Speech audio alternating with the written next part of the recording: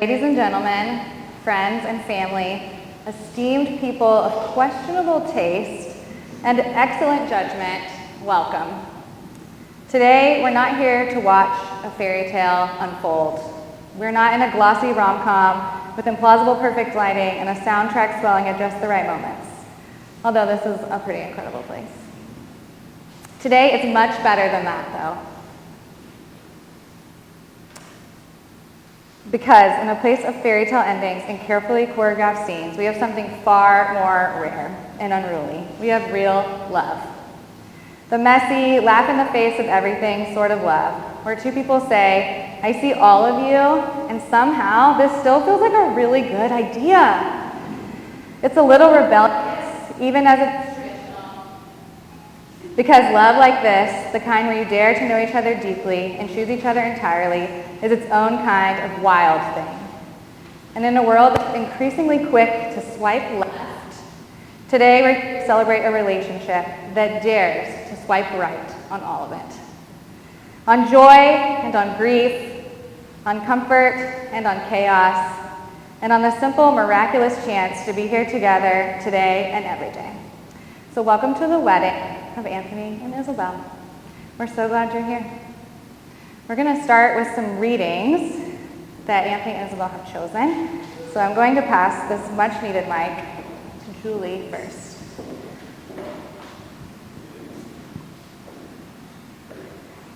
This is from Bell Hope's book, All About Love. Oh, you may be seated. Sorry, I'm so sorry, Julie. Oh. This is an important part of my job. Please sit down.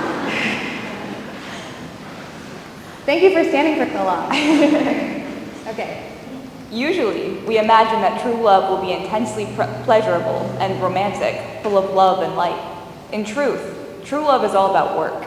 The essence of true love is mutual recognition. Two individuals seeing each other as they really are. When it happens, individuals usually feel in touch with each other's core identity.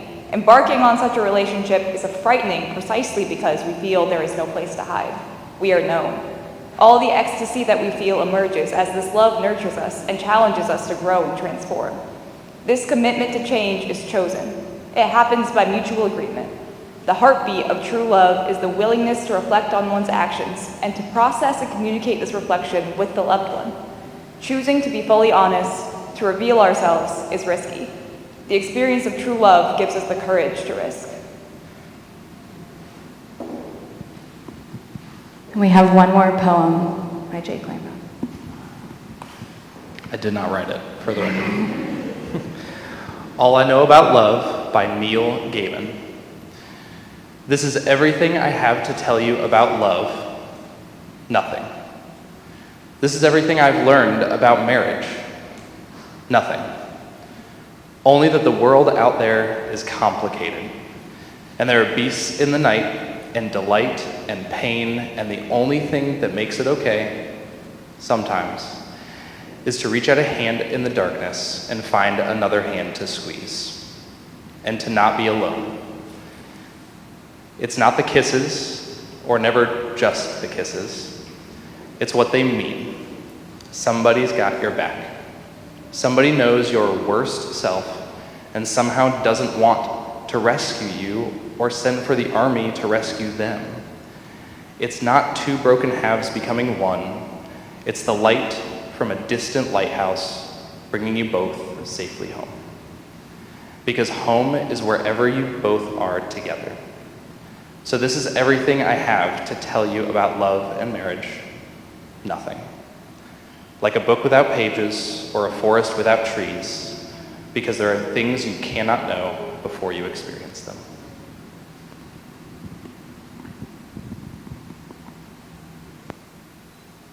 I am so honored to be here today. I'm Anthony's older brother's wife. And I've known Anthony and the Lambauer family for most of my life. When Jake and I started dating 14 years ago, I began to get to know Anthony, right in the height of what I like to call his office on repeat era. Yes, that's right. Our Anthony had to reach adulthood alongside Michael Scott as his spiritual guide. A challenging era for all of us, to say the least. But when I joined this close-knit family, Anthony, whether willing or not, welcomed me with grace, and over the years, we truly became family. I remember when he was a teenager, watching Jake and me fall in love and get married. And now I've had the joy of watching him fall in love with Isabel. From those moments of friendship, when they assured us that they were all just friends, to now as they step into marriage. This is not a step they're taking lightly. They put in the work to understand each other's quirks, from the delightfully charming to the character building. Anthony loves Isabel's compassion and her goofy humor, which has made him laugh on days he probably didn't even know he needed to.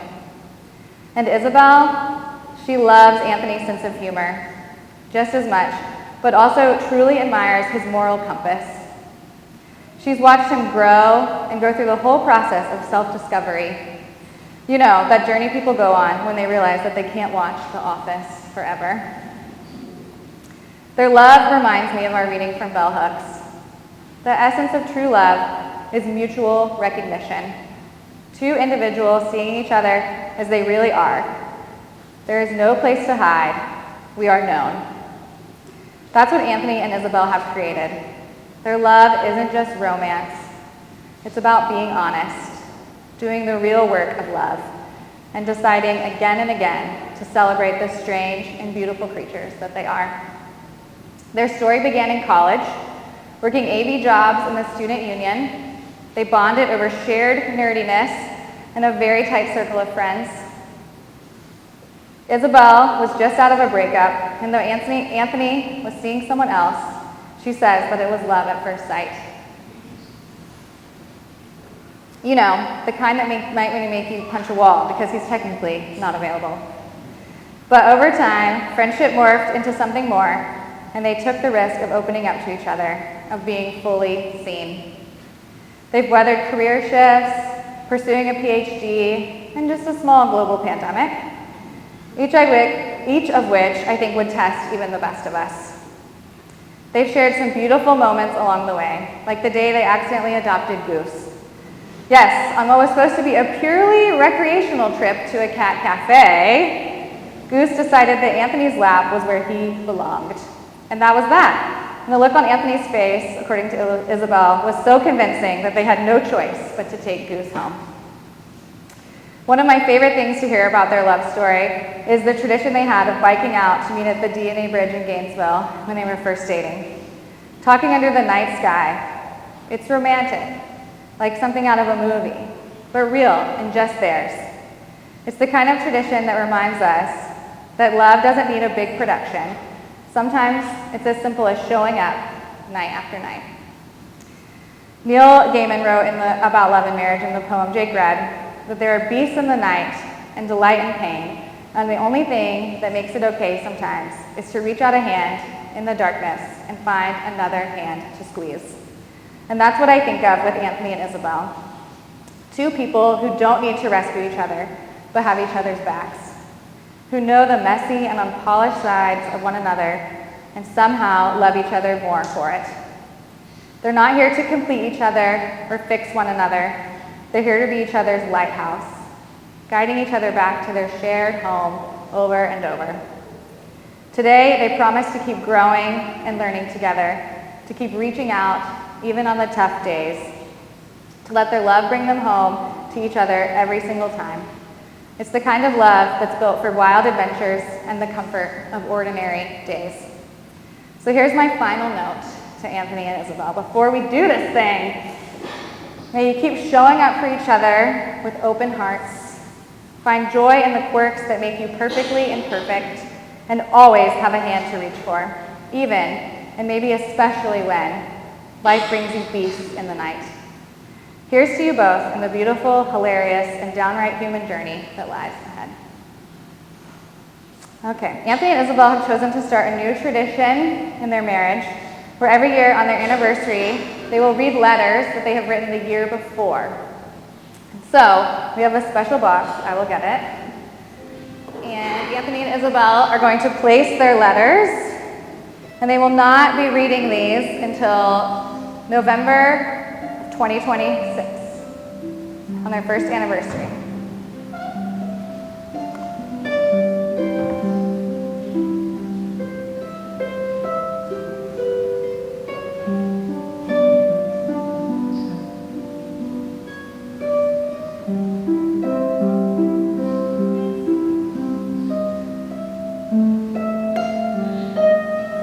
I'll mail this to you.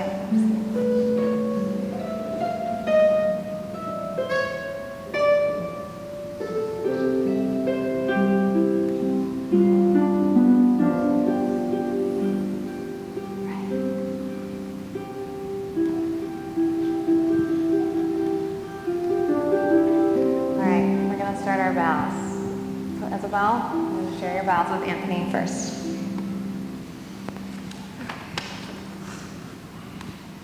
I can hold it for you if you want me to.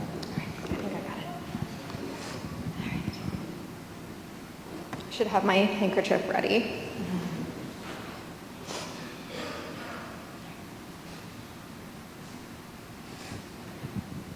Anthony, my experience of falling in love with you was summed up so beautifully by Jane Austen in Pride and Prejudice. I cannot fix upon the hour or on the spot or on the look or on the words which laid the foundation. It is too long ago, and I was in the middle before I knew I had begun. I was in love with you before I could recognize it in myself, and after I did, there was no denying it. The day that I knew I wanted to marry you, it wasn't because of any grand gestures or any eureka moments. It was this past summer, and we had just moved into our new apartment. We sat on our new couch in an empty living room. We probably had pasta for dinner. And it was a very normal day, aside from the quiet realization that I love the life that we've built. And I wanted to keep moving with you for the rest of my life.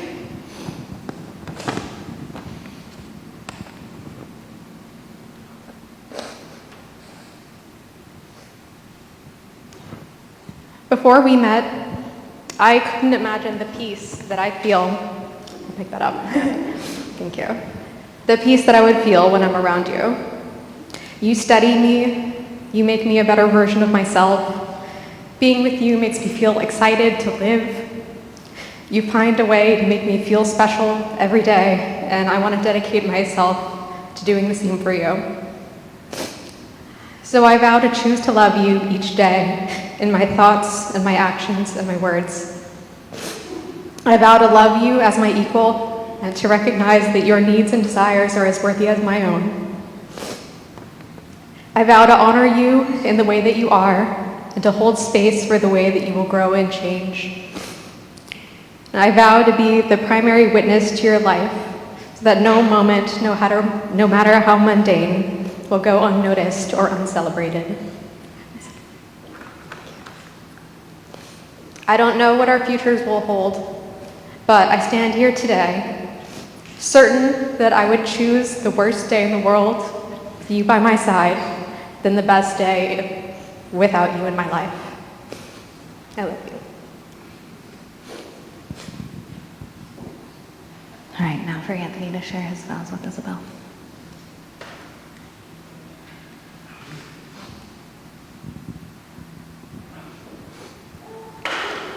Isabel, before we started dating, we were best friends. I loved hanging out with you and just talking. Just being around you felt like you were drawing out the best qualities of myself. And because of that, I am a much more fulfilled person. I'm a kinder person, and I'm a way better at cooking. And now, I love being able to cook for you when you've had a hard day. And I love being able to cook together. I love playing games together. And I love trying to figure out if what you said was an obscure reference or a whole brand new joke. I love how goofy the jokes we tell each other are. I promise to never lose that sense of humor so that we can always have fun and be as unserious as we want as we take on life together. For all of the serious stuff, I promise to always support you, and I promise to always take care of you when you need me to. And more than anything, I promise to always be your best friend. I love you.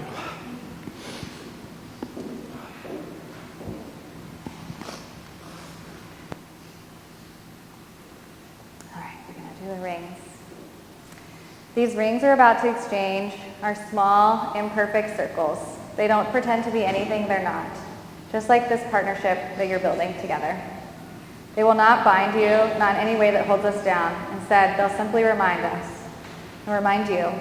They'll remind you that you're choosing to come back to each other day after day, through the wonderful and the ridiculous and the unscripted. So when you wear these rings, let them be a quiet promise, a reminder that you're loved just as you are and as you will be. A small, constant symbol of the choice you're making today and tomorrow and always to be each other's home. All right. Isabel. Repeat after me. I give you this ring as a reminder of my love. I give you this ring as a reminder of my love, My promise and my choice. my promise and my choice. To stand with you, beside you, and for you. To stand with you, beside you, and for you. Today, tomorrow, and always, I am yours. Today, tomorrow, and always, I am yours.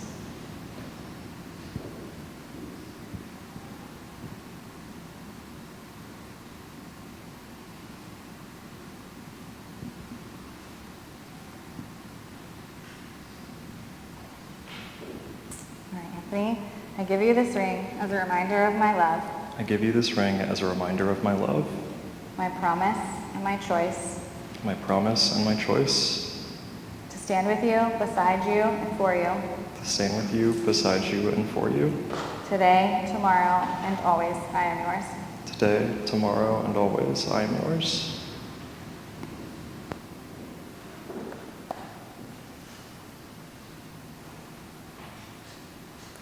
by the power vested in me, by the stars, the laughter of friends, and the faith you two have placed in each other, I now declare you partners in this glorious, unpredictable adventure we call married life.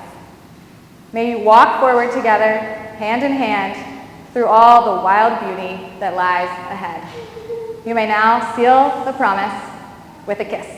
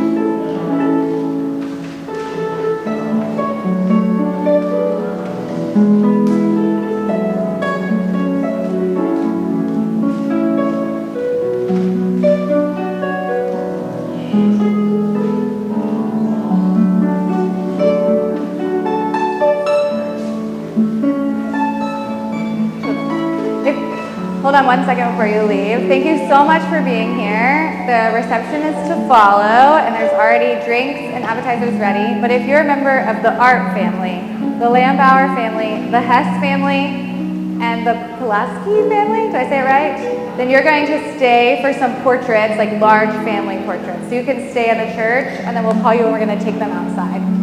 But if you're not one of those, you may head on to the reception. Thank you.